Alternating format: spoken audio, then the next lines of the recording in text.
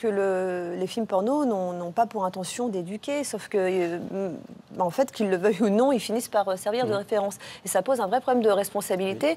Mais le vrai problème pour moi, il est surtout dans la diffusion, parce que je ne suis pas vraiment pour la censure dans le cadre de la production à partir du moment où bien sûr on respecte des conditions de travail et où on ne tombe pas dans la criminalité.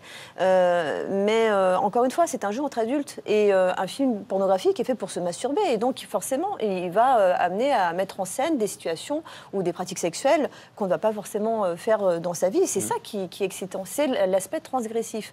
Mais en aucun cas, moi quand je me suis lancée dans l'UX, je me suis dit ah bah, j'espère qu'on prendra exemple sur moi.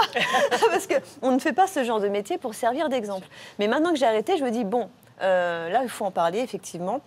Parce qu'il y a des gens qui me contactent, des ados, mais aussi des adultes.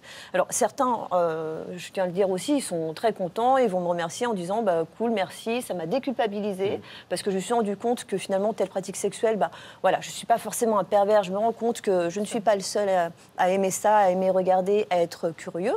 Et puis, il y en a d'autres, en revanche, qui ont effectivement cette pression de la performance, hommes comme femmes, et qui vont dire « mais est-ce que j'ai un problème ? Parce que bah, moi, je ne tiens pas 3 heures, je n'ai pas ce gabarit-là. » Et dans ce cas-là, il faut leur rappeler que c'est un spectacle. On va accueillir Mélanie Morin tout de suite, journaliste à la rédaction dans Le Docteur. Bonjour Mélanie. Bonjour.